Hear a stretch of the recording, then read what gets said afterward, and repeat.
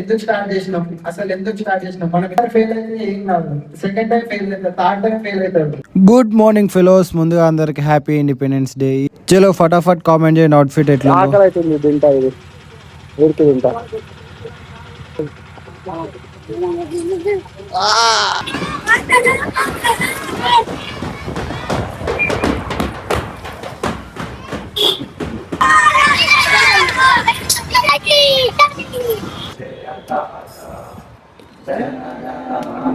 So ఇప్పుడే flag hosting అయిపోయింది, పైన హాల్లో వచ్చి కూర్చున్నాం. నెక్స్ట్ ఈ ప్రోగ్రామ్స్ అయిపోయినాక స్వీట్ తీసుకొని నెక్స్ట్ ఇంటికి వెళ్ళిపోదాం. లిటరల్లీ ఒక్కొక్కటి స్పీచ్ విన్నాక గూస్ బంప్స్ వచ్చినాయి. Because our Indian had to change. So first he has planned that he want to change his country to be the change what you want to be in the world. అంటే first నేను change చేసుకోవాలి. Try చేసినా కూడా తీసుకునే పరిస్థితుల్లో లేదు.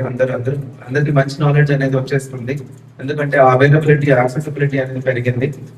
So ఐకమత్యం లేకపోవడం వల్ల అంటే మనలో ఉన్నటువంటి వాల్యూస్ ని మనం గౌరవిస్తున్నాము. నేను ఇప్పుడు ఇంకా గౌరవంగా చెప్తున్నా, వాళ్ళ యొక్క జీన్స్ మనలో ఉన్నాయి. And our Swami sir taught so many things how we got independence, and everybody having their own opinions. ఈ విషయాల్లో కూడా, ఎందుకంటే మీ తల్లిదండ్రులు కూడా మీకు ఫ్రీడమ్ ఇస్తారు. India movement, non cooperation movement. అంటే నీకు స్వేచ్ఛ ఒకటి 1 ఏళ్ల కంటే వస్తుంది ఆ స్వేచ్ఛ. అమ్మో యూరోప్ లో ఉంటుంది అట్లా